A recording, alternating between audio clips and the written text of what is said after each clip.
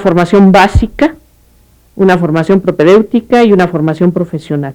En fin, más que analizar las propuestas concretas de los cambios curriculares de las instituciones, yo quisiera ver si podemos hablar un poco de qué está pasando con las instituciones, ¿no? O sea, esta diversidad que mencionaba Irene, de esta diversidad de las escuelas particulares, de las escuelas públicas, las federales, las estatales, ¿hacia dónde van hasta ahorita? ¿Hacia dónde podemos prever que van las escuelas de este nivel, ¿no? Para después podríamos también hablar de los jóvenes, ¿no? No sé, ahora si quieres al revés, José. Bueno, yo... No, a mí, yo he visto, en fin, algunos proyectos y de cambios, de mejoras, y seguramente, casuísticamente, lo son realmente. Es decir, las instituciones buscan cómo organizar mejor lo que piensan que los alumnos deben saber, y esto produce mejorías, de manera que yo no despreciaría ni menoscabaría los esfuerzos que hace nadie. Pero a mí me parece que hay un punto en el que hay un déficit, y es un déficit importante, que convierte las reformas, seguramente en gran parte por las presiones sociales estas de que el bachillerato debe ser todo lo que no hace, y por consiguiente no es, más o menos ese es el argumento, lo convierte, en lugar de ser una especie de rayo láser muy preciso y muy fuerte, lo convierte en un haz difuso de luz que va en muchas direcciones, pero no es suficientemente penetrante. Y creo que esto viene porque se olvida lo más tradicional que hay en el bachillerato, en la enseñanza, en lo que ahora es la enseñanza media superior. O sea, el bachillerato era un momento terminal cuando existía el bachillerato del bachiller del Quijote y todos estos. Ese bachillerato que fue el que existió en la colonia, etcétera, y que existió que fue lo que fundó finalmente o refundó Gavino Barrera, era una formación completa, de la cual salía un ciudadano que era un adulto, era un adulto joven. Bueno, ¿qué significa un adulto joven? Bueno, yo creo que el punto, la clave, uno de los puntos esenciales es la capacidad de responder de sí mismo, de poder dar cuenta de lo que hace. Y esto extendido en las diversas esferas de la vida. Entonces, un adulto joven es alguien que no solo sabe, como los niños de secundaria saben muchas cosas, saben las mismas que saben al terminar el bachillerato, pero con una diferencia. Si el bachillerato fue bueno, y es que el que termina el bachillerato, la enseñanza media superior, debe no solamente saber, sino saber por qué sabe, y saber cómo llegó a saber, o sea, de qué manera hizo para adquirir los conocimientos, y debe saber también para qué sabe, o sea, cuál es el valor que le da a su conocimiento y cómo lo va a utilizar para ser un ciudadano útil, responsable, para convivir y ser, como dice la UNESCO ahora, etcétera, etcétera. Y yo a este punto no veo que constituya el centro de las reformas, porque incluso cuando se habla en algunos textos de la enseñanza básica, se habla más bien como de conocimientos generales, pero no hay la insistencia en que lo que debemos lograr en la enseñanza media es que el que egrese sea un joven adulto culto, con conocimientos fundados, con capacidad de informarse, de criticar su información, con capacidad de decidir, etc. Si lográramos que esto fuera el punto central de la enseñanza media, yo creo que tendríamos una base muy importante para introducir también variaciones y poder agregar momentos posteriores digamos, de una forma de especialización. Pero yo lo que echo de menos es eso, y creo que es un punto crucial, y del cual no hay tampoco una conciencia muy generalizada, de manera que se hacen las reformas en un espacio muy reducido, o bueno, muy amplio numéricamente puede ser, pero es una sola escuela la que hace sus reformas, pero no piensa en este tipo de problemas. Yo creo que y no es un problema epistemológico, o sea, no se trata de que los alumnos tengan un discurso sobre su saber, sino que cuando estudian historia sepan por qué lo que están afirmando en el contexto de la ciencia de la historia es válido o no, y para qué sirve, o sea, cómo lo va a utilizar, cómo va a cambiar su vida, cómo va a tener que ver con su comportamiento. Y eso es lo que sería un adulto culto joven. Y me parece que eso es lo que tendríamos que lograr. De manera que cuando se dice que el bachillerato no tiene identidad, pues yo digo, bueno, claro que tiene identidad, y es esta. No tiene todas las identidades que le prestan, pero esta sí la tiene. Pero tendríamos que generalizarla, profundizar en ella y apoyarnos todos en este punto común para luego hacer los proyectos particulares que además son perfectamente legítimos. No todo tiene que ser igual en un país como México. Yo apuntaría a lo que dice José, una reflexión que para mí fue algo que, siendo una persona que no venía de la educación de tanto tiempo como muchos de ustedes, lo vi como uno de los principales problemas para poder aterrizar este tipo de cambios, y es que en este nivel, yo no conozco otros niveles, pero en este nivel siempre hay estas tensiones de hacia dónde tenemos que ir, ¿no? O sea, no solamente, como tú dices, que yo creo que es muy claro, todos queremos un joven adulto culto, pero ¿qué tiene que ponerles el peso, ¿no? ¿Dónde está el peso? Y entonces de repente es la formación para el trabajo, y eso es lo que queremos, y por ahí es la única forma, y nos vamos a ir. Y por el otro tienes esta formación, que es un propedéutico para ir a la educación superior. Y yo creo que en esa discusión, por lo menos lo que a mí me tocó vivir en mis tiempos de servidor público, y que ahora desde la parte privada tratamos de evitar, ¿no? O sea, tener claro que no hay un solo camino y que no puedes darle un solo énfasis y que ese no es el punto perfecto, pero que en una educación de principios de siglo, en un país como México, yo creo que también es muy importante, porque de repente me da la impresión de que seguimos pensando en el México que quisiéramos que siguiera siendo, y no nos damos cuenta que en México ¿qué es?, ¿no? Y digo, yo tenía ejemplos muy claros cuando decíamos que en Silao íbamos a desaparecer la carrera de embutidos.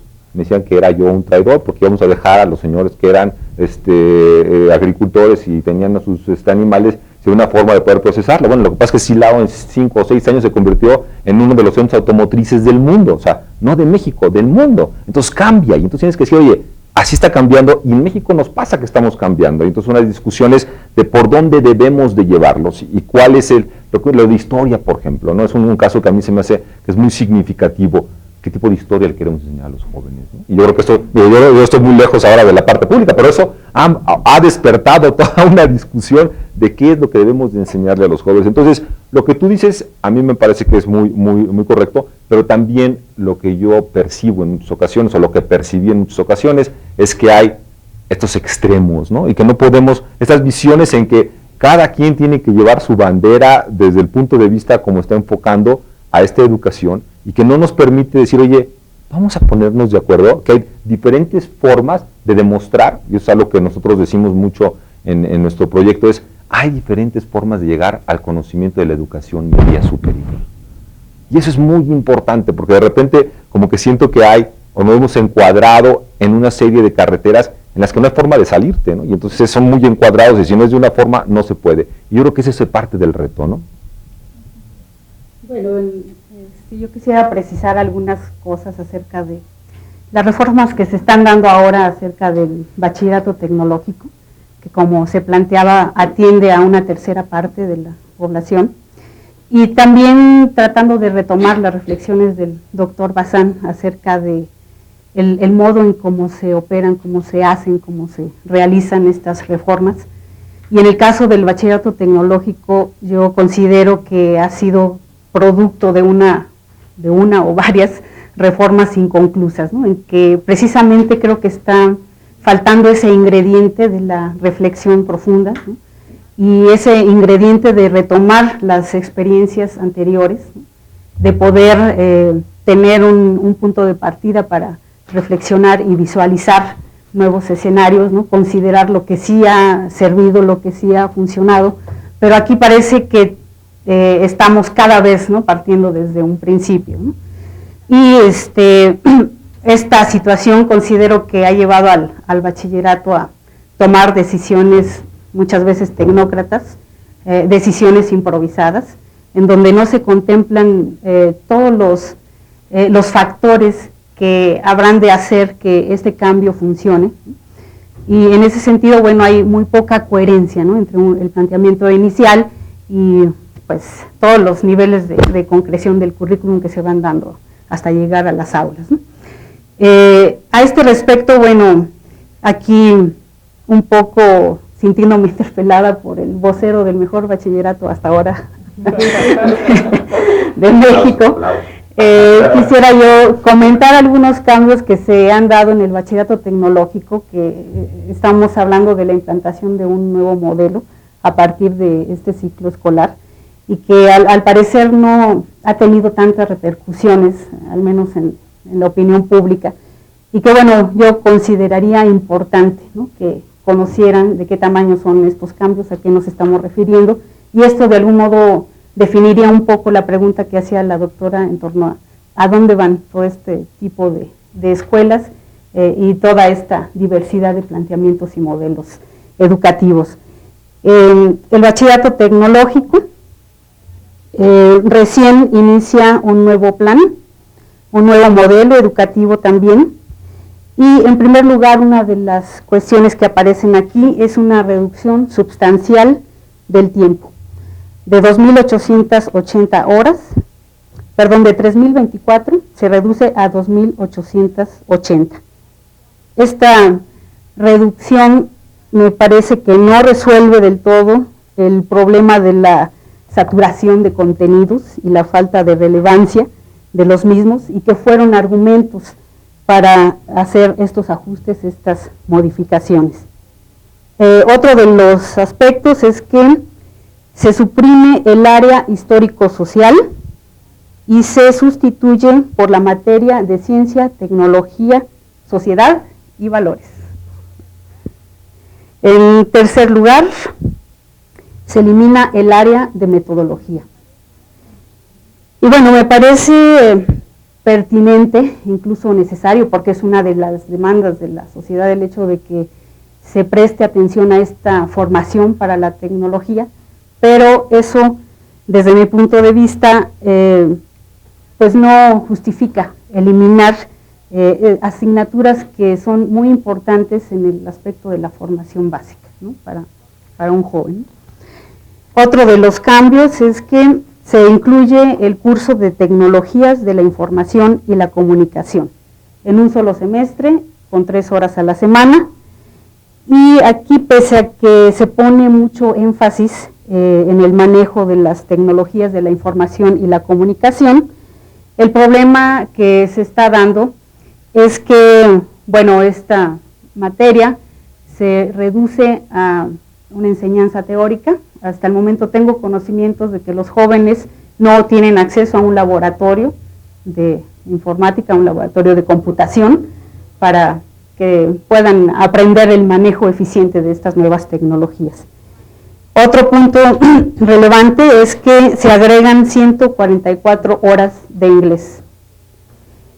Considero que no hay nada que justifique el incremento de horas dedicadas a una lengua extranjera, que al mismo tiempo vaya en detrimento de la lengua nacional, ¿sí? Yo creo que aquí se le está reduciendo a su mínima expresión. Yo no me opongo a que exista el conocimiento de una lengua extranjera, es fundamental, ¿no?, por la situación que estamos viviendo, el nuevo contexto en el que nos pone la sociedad del conocimiento y la globalización. Otro de los cambios, sí, los más relevantes son los que les estoy presentando, es que en cuanto a la formación profesional, ustedes saben que este tipo de bachillerato ofertaba una formación para el trabajo. Esta formación suprime las especialidades técnicas y se sustituyen por una cosa muy ambigua desde mi punto de vista, que son los campos de formación profesional, así están denominados, ¿no?, de manera muy general.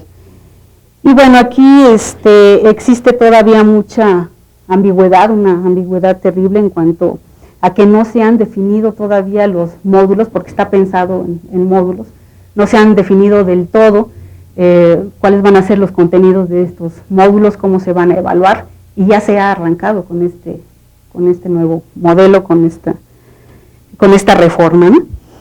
Y bueno, otro elemento de la formación para el trabajo y es el hecho de que se va a introducir una entidad de certificación externa para poder certificar las competencias laborales que se adquieren en este componente de formación para el trabajo. Y bueno, aquí desde mi punto de vista creo que se está restando poder y legitimidad a la institución educativa para poder certificar esta clase de competencias, ¿no? Entonces, así en términos generales, a mí me parece que se está descuidando de manera importante el área de las ciencias sociales y el área del lenguaje, de la comunicación, y que al mismo tiempo estos son pues dos cuestiones importantísimas para la formación de la ciudadanía, que es algo que está en boca de todos, que se pretende para este nivel, y también para la competencia, ¿no? ¿Tú querías decir algo de esto? No, yo quería un poco, y bueno, estoy todavía medio conmocionada por esta descripción que hace Irene de los cambios a este subsistema. Y bueno, un poco con respecto a la pregunta de los diagnósticos no hechos, de qué pasa con los alumnos que reprueban o con los que están a punto de desertar.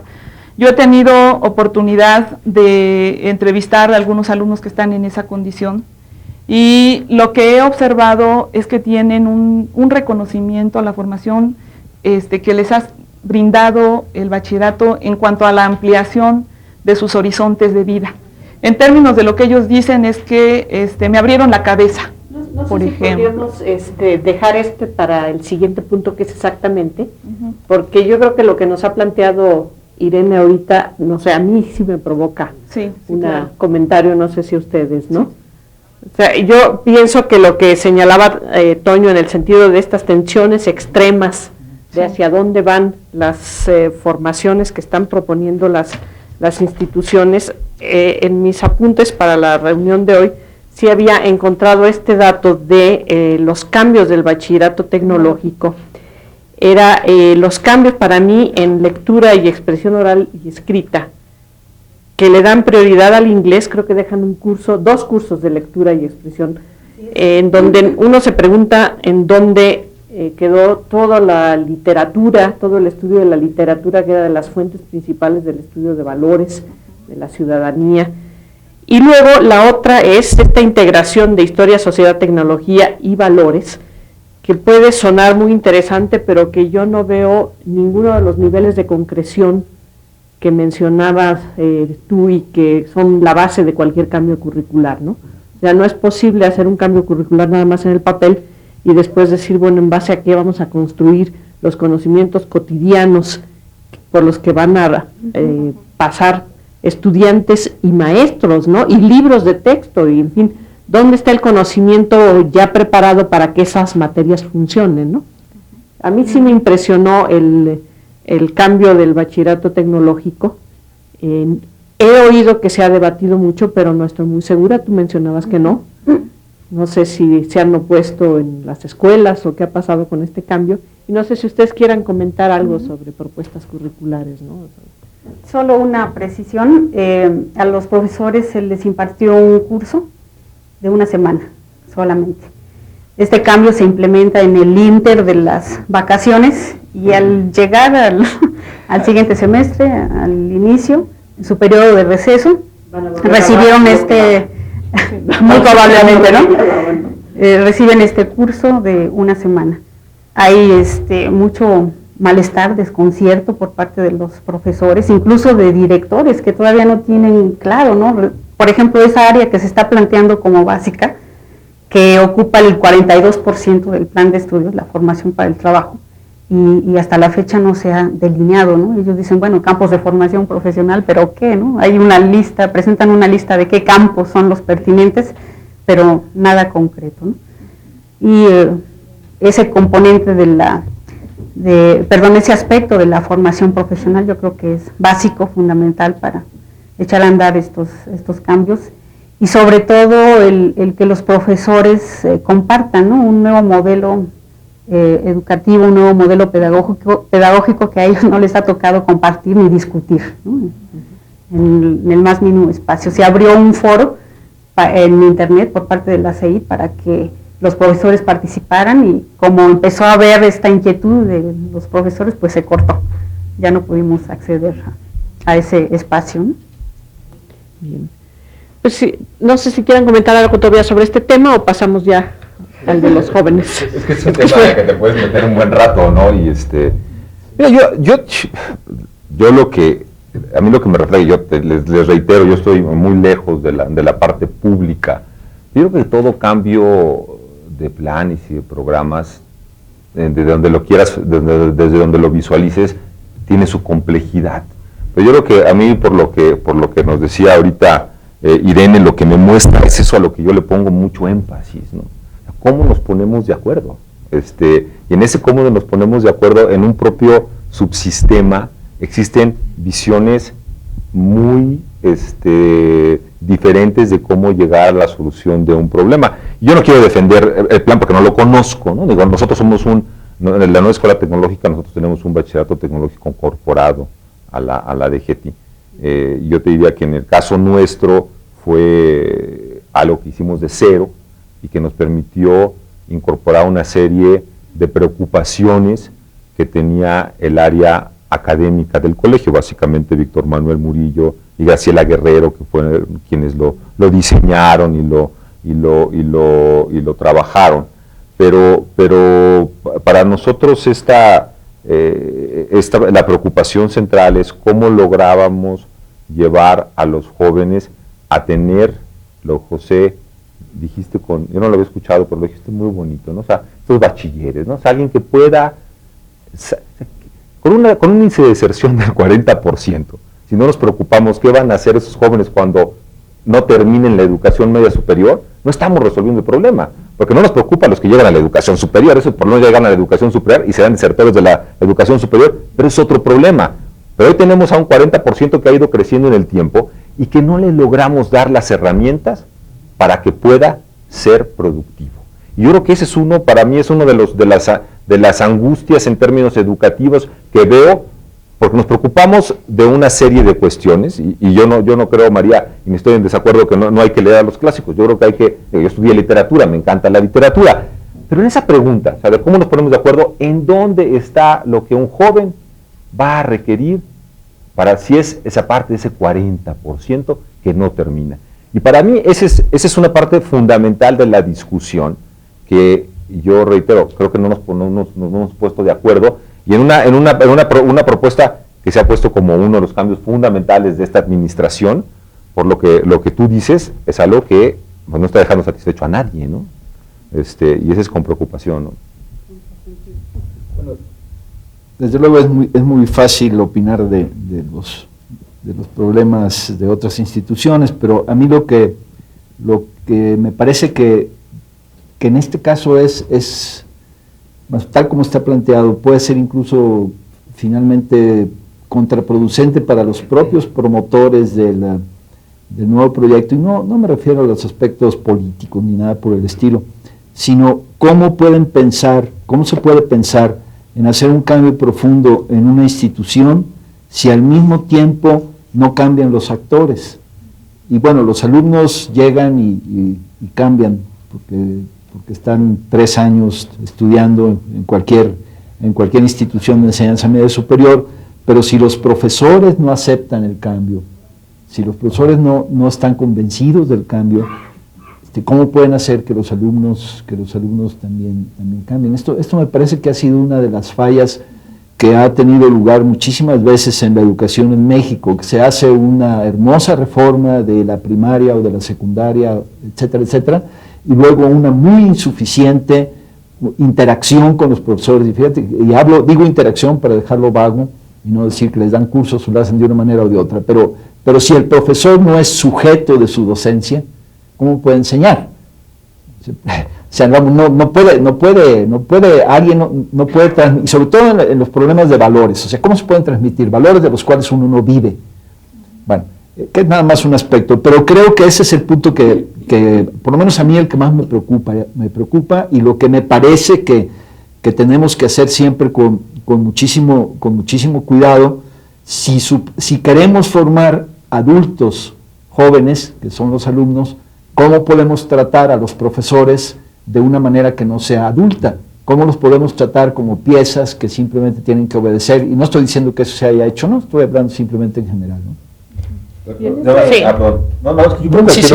creo que esta parte de los profesores es fundamental. Y yo creo que, por eso lo decía yo no me acuerdo quién fue de ustedes que hacía la evaluación cuando comparaban el CCH con un CBETIS, lo que decían de los profesores y de la formación, y que tienes profesores que ambas lo dicen, y que dan la clase y no necesariamente es tiene el perfil. No, yo creo que ese es el problema. ¿Y cómo le vas a hacer? Para que tengan una idea de algo muy reciente que nos sucedió, nosotros buscamos 25 profesores para nuestro nuevo plan de estudio,